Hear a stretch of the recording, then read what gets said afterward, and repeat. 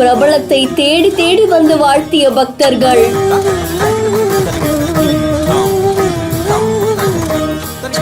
புன்னகையுடன் ஏழுமலையானை தரிசனம் செய்ய வந்த குபேரா இயக்குனர்.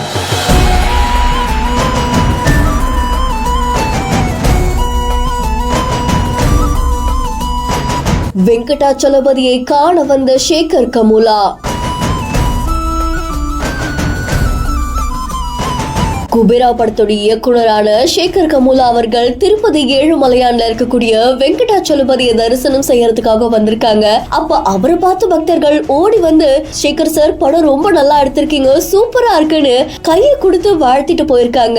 இவருமே அத்தனை பேருக்கும் கை கொடுத்து நன்றிகளை தெரிவிச்சிருக்காங்க.